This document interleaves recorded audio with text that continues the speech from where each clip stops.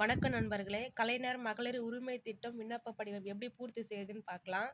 இப்போ வந்து ஃபர்ஸ்ட்டு வந்து நம்பர் 1ல ஆதார் எண்ணுன்னு குடுத்துருக்காங்க.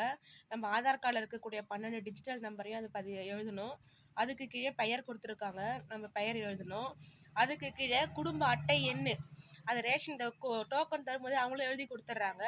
அப்படி இல்லைனாலும் அந்த ஸ்மார்ட் கார்டில் இருக்கும், அதை பார்த்து எழுத வேண்டியது தான். அதுக்கப்புறம் 4வது நம்பர் பாருங்க. திருமண நிலை, விதவையானவரா, திருமணம் ஆகாதவரா, ஆனவரா, விவாகரத்தானவரான்னு இருக்கும். அதில் நம்ம எதுவோ அதை டிக் போடணும். அதுக்கப்புறம் நம்மளுடைய தொலைபேசி எண் 5ல் அதில் எழுதணும்.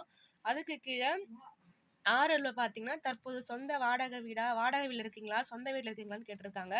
அது எதுவோ அதுக்கு டிக் போட வேண்டியதுதான். அதுக்கு கீழே மாவட்டம் கேட்டிருக்காங்க, என்ன மாவட்டம்னு போடணும்.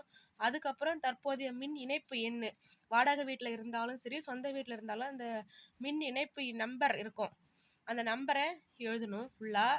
7ல் பார்த்தீங்கன்னா, வங்கியுடைய பெயர், உங்களுக்கு எந்த வங்கியில் ஆதார் கார்டு லிங்க் இருக்குதோ அந்த வங்கியுடைய ஐஓபி கூட்டுறவு பேங்க், அந்த பேங்க்கு போடணும். 8ஆம் நம்பரில் பார்த்தீங்கன்னா, வங்கி கிளையின் பெயர், நம்ம வந்து எங்கே கிளை, அந்த பிரான்ச் எங்கே இருக்கோ அந்த பிரான்ச்சு போடணும். தானிப்படி பிரான்ச் எங்களுது நாங்கள் போட்டிருக்கோம். அதுக்கு கீழே 9வது காலத்தில் பார்த்தோம்னா, வங்கி கணக்கு எண்ணு, அதான் அக்கௌண்ட் நம்பர் சொல்லுவாங்க. அந்த அக்கௌண்ட் நம்பர் பேங்க் புக்கில் இருக்கும், அதை பார்த்து ஃபுல்லாக ஃபில் பண்ண வேண்டியதுதான்.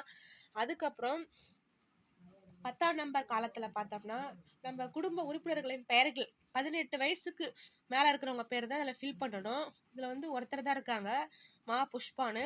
அவங்க வயசு 62. அவங்க என்ன வேலை செய்கிறாங்களோ தொழில், அந்த தொழிலை எழுதணும். இவங்க வேலையற்றோர். அப்புறம் இவங்களுக்கு மாத வருமானம் கிடையாது, அதனால் இல்லைன்னு போட்டிருக்கோம். நீங்கள் இருந்தால் எவ்வளவோ மாத வருமானம்லாம் நோட் பண்ணிக்கோங்க. இது ஆண்டு வருமானமா மாத வருமானமா, நல்லா ஆண்டு வருமானம் எழுதிட்டு போகிறீங்க. மாத வருமானம் எவ்வளோன்னு எழுதணும். அதுக்கப்புறம் வருமான வரி செலுத்துபவரா, ஆமா இல்லையான்னு கேட்டிருக்காங்க.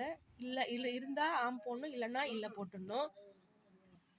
அதுக்கப்புறம் காலம் 11ல் பார்த்தீங்கன்னா, உங்களுக்கு சொந்த வீடு இருக்குதா, இருந்தா ஆம் போடுங்க, இல்லைன்னா இல்லைன்னு போடணும், டிக் போடணும். அதில் அரசு திட்டத்தின் மூலம் நிதி உதவி பெறப்பட்டதா, இதில் பாருங்க 11வது காலத்தில் சொத்து விவரங்கள், அந்த நீங்கள் வீடு கட்டுறது, ஃப்ரீ வீடுக்கு ஏதாவது அப்ளை பண்ணி வாங்கியிருக்கீங்களா, நிதி உதவி பெற்றிருக்கீங்களான்னு கேட்டிருக்காங்க. வாங்கியிருக்கிறோன்னா ஆம் போடுங்க, இல்லைன்னா இல்லை போட்டுருங்க. அடுத்து நில உடைமை விவரங்கள், நிலத்தை பற்றி 12வது காலத்தில் குடும்ப உறுப்பினர்களுக்கு சொந்த நிலம் உள்ளதா, உங்களுக்கு மட்டும் இல்லை உங்கள் உறுப்பினர்களுக்கு, உங்கள் குடும்பத்தில் இருக்கிற உறுப்பினர்களுக்கு யாருக்குன்னா இருக்குதா நிலம், இருந்தால் ஆம் போடுங்க, இல்லைன்னா இல்லை போடுங்க. அடுத்து பார்த்தீங்கன்னா, அந்த 12வதுல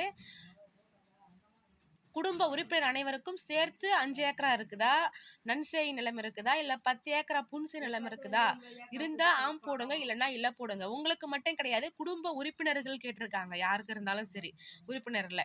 அதுக்கடுத்து வாகன விவரங்கள், காலம் 13ல் பாருங்க. குடும்ப உறுப்பினர்கள் யாரிடமாவது காரு, ஜீப்பு, டிராக்டரு, கனரக வாகனம் போன்ற 4 சக்கர வாகனங்கள்லாம் இருக்குதா, உங்ககிட்ட இல்லை, உறுப்பினர்கள் யார்கிட்ட இருந்தாலும் ஆம்னா ஆமு, இல்லைன்னா இல்லை போட்டுருங்க. அடுத்து கீழே பார்த்தீங்கன்னா, நம்மளோட உறுதிமொழிலாம் கொடுத்துருக்காங்க, தமிழில் அதை படித்து பார்த்துட்டு கீழே கையெழுத்து போட வேண்டியது தான்.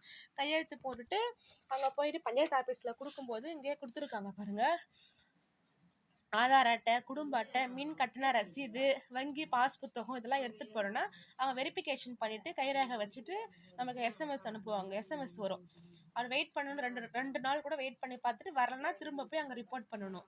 இவ்வளோதாங்க. நன்றி நண்பர்களே.